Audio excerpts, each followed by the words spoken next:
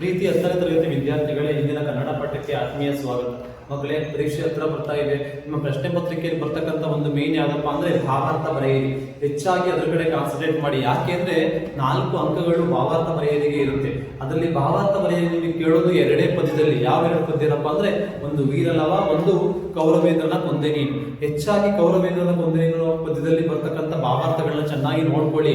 ಆ ಪದ್ಯದ ಸಾಲುಗಳನ್ನ ಚೆನ್ನಾಗಿ ಜ್ಞಾಪಕ ಇಟ್ಕೊಳ್ಳಿ. ಅದರ ವಿವರಣೆ ನಿಮಗೆ ಚೆನ್ನಾಗಿ ಗೊತ್ತಿದ್ರೆ ನೀವು ಸಹ 4 ಅಂಕಗಳನ್ನ ಪಡ್ಕೊಳ್ಬಹುದು. ಆ ಪದ್ಯವನ್ನು ಬರೆದಿರ್ತಕ್ಕಂಥ ಕವಿ, ಮಹಾನ್ ಕವಿ ಯಾರಪ್ಪ ಅಂದ್ರೆ ಕುಮಾರವ್ಯಾಸ. ಕುಮಾರವ್ಯಾಸ ಗದುಗಿನ ನಾರಾಯಣಪ್ಪ ಅಂತ ಕರಿತೀವಿ. ಈತನನ್ನ ರೂಪಕ ಸಾಮ್ರಾಜ್ಯ ಚಕ್ರವರ್ತಿ ಅಂತ ಕರಿತೀವಿ. ಕೃಷ್ಣನ ಮೂಲಕ ಕರ್ಣನ ಜನ್ಮ ರಹಸ್ಯವನ್ನ ಹೇಳೋದಕ್ಕೆ ಕುಮಾರವ್ಯಾಸ ಹೊರಟಿದ್ದಾನೆ. ಅದನ್ನ ಪ್ರಸ್ತುತ ಪದ್ಯ ಭಾಗದಲ್ಲಿ ನಾವು ಕಾಣಬಹುದು. ಕುಮಾರವ್ಯಾಸ ಕೃಷ್ಣನ ಮೂಲಕ ಏನ್ ಮಾಡಿದಾನೆ, ತನ್ನ ಜನ್ಮ ರಹಸ್ಯವನ್ನ ಪಾಂಡವರ ಅಣ್ಣನಾಗಿರ್ತಕ್ಕಂಥ ಕರ್ಣನ ಜನ್ಮ ರಹಸ್ಯವನ್ನ ಹೇಳೋದಕ್ಕೆ ಹೊರಟಿದ್ದಾನೆ. ನೀನು ಕುಂತಿಯ ಮಗ, ನಿನ್ನ ತಮ್ಮಂದಿರು ಪಾಂಡವರು ಅಂತ ಹೇಳೋ ಮೂಲಕ ಕರ್ಣನ ಬಲವನ್ನ ಕುಗ್ಸೋದಕ್ಕೆ ಪ್ರಯತ್ನ ಪಡ್ತಾ ಇದ್ದಾನೆ. ಕರ್ಣನ ಬಲವನ್ನ ಕುಗ್ಸಿದ್ರೆ ಯಾರಿಗೆ ಲಾಭ ಮಕ್ಕಳೇ? ಕರ್ಣನ ಬಲವನ್ನ ಕುಗ್ಸಿದ್ರೆ ಪಾಂಡವರಿಗೆ ಲಾಭ.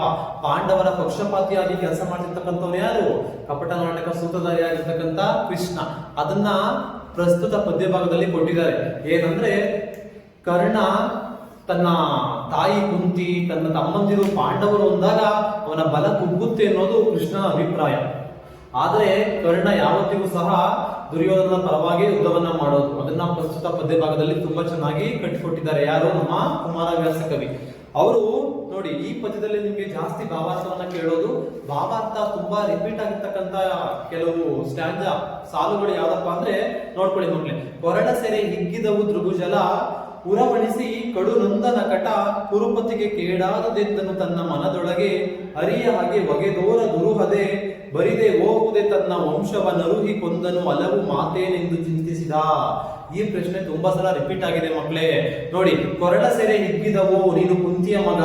ಕುಂತಿಗೆ ದುರ್ವಾಸ ಮುನಿಗಳು ಕೊಟ್ಟ ವರದಿಂದ, ಸೂರ್ಯದೇವನ ಅನುಗ್ರಹದಿಂದ ನೀನು ಜನಿಸಿದೆ ಅಂತ ಕೃಷ್ಣ ಹೇಳಿದಾಗ ಅವನ ಕೊರಳ ಸೆರೆ ಹಿಗ್ಗಿದವು. ಅವನಿಗೆ ತುಂಬಾ ಬೇಜಾರಾಗ್ತಾ ಇದೆ. ಯಾರಿಗೆ? ಕರ್ಣನಿಗೆ. ಕೊರಳ ಸೆರೆ ಹಿಗ್ಗಿದವು ಅಂದ್ರೆ ಕೊರಳಿನ ನರಗಳೆಲ್ಲ ಹಿಡ್ಕೊಂಡಂಗೆ ಆಗ್ಬಿಟ್ಟು. ದೃಗುಜಲ ಅಂದ್ರೆ ಕಣ್ಣಲ್ಲಿ ಕಣ್ಣೀರು ತುಂಬಿಕೊಳ್ತು. ದೃಗು ಅಂದ್ರೆ ಕಣ್ಣು, ಜಲ ಅಂದ್ರೆ ಕಣ್ಣಲ್ಲಿ ಬರ್ತಕ್ಕಂಥ ನೀರು ತುಂಬಿಕೊಂಡ್ಬಿಡ್ತು.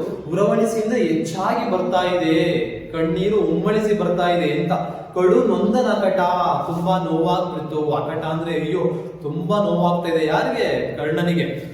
ಕುರುಪತಿಗೆ ಕೇಡಾದದೆಂದನೋ, ಅವನಿಗೆ ಅನ್ನಿಸ್ತು. ಕುರುಪತಿ ಅಂದ್ರೆ ಯಾರಪ್ಪ ಅಂದ್ರೆ ದುರ್ಯೋಧನಿಗೆ ಕೇಡು ಮಾಡ್ಬೇಕು ಅಂತಾನೆ ಕೃಷ್ಣ ಬಂದವನೇ ಅಂತ ಅನ್ನಿಸ್ತು.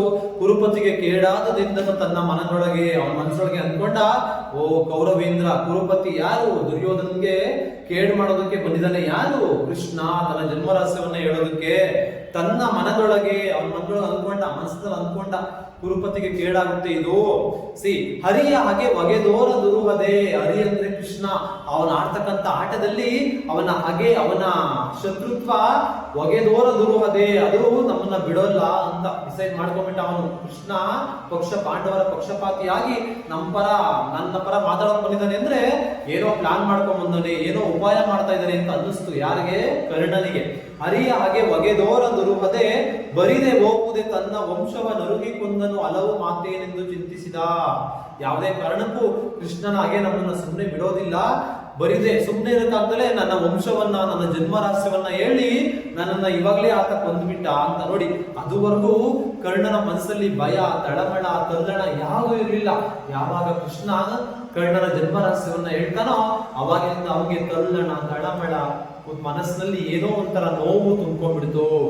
ಅದನ್ನು ನೀವು ತುಂಬಾ ಚೆನ್ನಾಗಿ ಎಕ್ಸ್ಪ್ಲೈನ್ ಮಾಡಿ ಬರೀಬೇಕು. 4 ಅಂಕಗಳಿಗೆ ನೀವು ಇಷ್ಟು ಬರೀಬೇಕು. ಕುಮಾರವ್ಯಾಸನ ಬಗ್ಗೆ ಸ್ವಲ್ಪ ಬರೆದ್ಬಿಟ್ಟು ಸ್ವಲ್ಪ ಹಿಂದಿನ ವೃತ್ತಾಂತವನ್ನ ಬರೆದು, ಕೃಷ್ಣ ಯಾರ ಜನ್ಮ ರಹಸ್ಯವನ್ನು ಹೇಳೋದಕ್ಕೆ ಬಂದಿದ್ದಾನೆ? ಕರ್ಣನ ಜನ್ಮ ರಹಸ್ಯವನ್ನು ಹೇಳಕ್ ಬಂದಿದ್ದಾನೆ ಅಂತ ಹೇಳಿ ಇದನ್ನ ಎಕ್ಸ್ಪ್ಲೈನ್ ಮಾಡಿ ಬರೆದ್ರೆ ನಿಮ್ಗೆ 4 ಅಂಕಗಳು ಸಿಗುತ್ತೆ ಮಕ್ಕಳೇ. ಇಷ್ಟು ಒಂದು ಸ್ಟ್ಯಾಂಜ. ಈ ತರ ಅನೇಕ ಸಾಲುಗಳು ಕೇಳಿದ್ದಾರೆ. ಅವರು ಒಂದೊಂದೇ ಚೆನ್ನಾಗಿ ತಿಳ್ಕೊಳ್ಳಿ. ಆದಷ್ಟು ಚೆನ್ನಾಗಿ ಎಕ್ಸಾಮ್ ಅನ್ನ ಬರೀರಿ. ಕಟ್ ಮಾಡೋದು.